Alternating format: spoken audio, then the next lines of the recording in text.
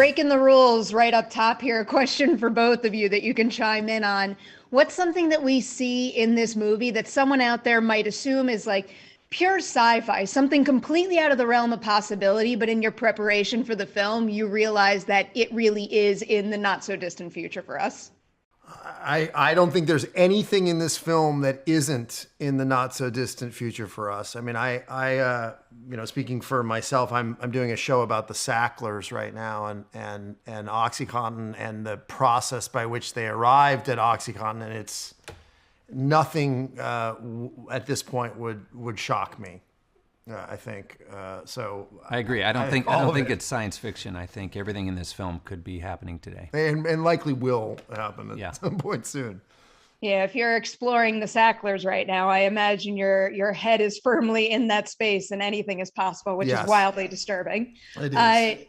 Joseph, for you, I was wondering, because I was reading that Paul and Rhett initially wanted to direct the film themselves. So is there anything about them having that mentality, writing the script, that you found helpful when you stepped in and took those reins?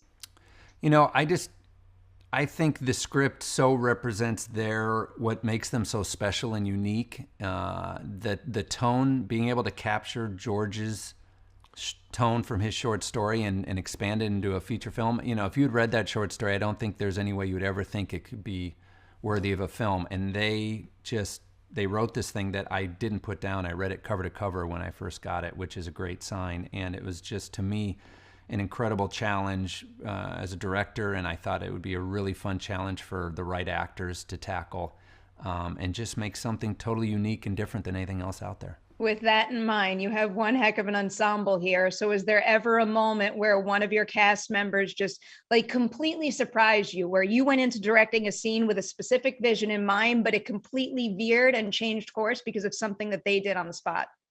Well, you know, this is my third film with Miles. So, you know, I just think he's got incredible range, is so talented. So I knew he was going to bring that. But I think Chris, what he did every day on set to play this character, it's totally different than anything we've seen him do before. To do it in an American accent, to be so charming and funny and entertaining, but also have this darkness, and just the complexity of this almost sociopathic character, to me was such a fun thing to see on set every single day. I'm really, really excited for people to see it. It's a fun thing to watch, disturbing, but quite enjoyable. Yeah.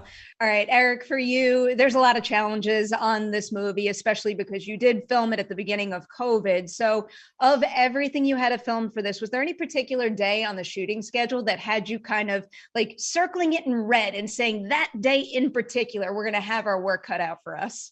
I suppose getting movies made is, as you know, a small miracle every time you actually get one going. I would say the process by which we willed this into being, which took collective effort of a lot of people, Joe and Chris and the folks at Netflix, everybody was aligned in wanting to make this film.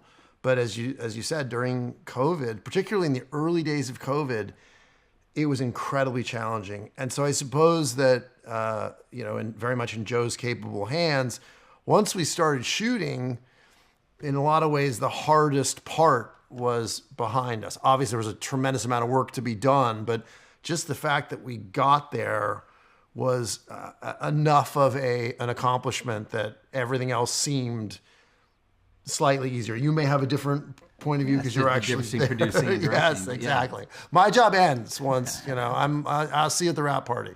No, your job never ends. I think, I do think there were moments, certainly scenes that we worried about. I know there were things that had to work, and this is not and never was designed to be an effects show where, we would figure it out in post. This was in camera. This is why Joe was the right person for this job, because it's something that if it's not there when we shoot it, it's not going to be there. So I would say this one had its share of, God, I hope this works, this moment, that moment. So it is, it's been 2 years now, I think, since we shot it. There were a lot of challenges for sure. Challenges I'm glad you tackled, because the world needs movies, and you guys helped keep the industry afloat through a really crazy time. Thank So you. congratulations, and it's greatly appreciated. Thank you very much.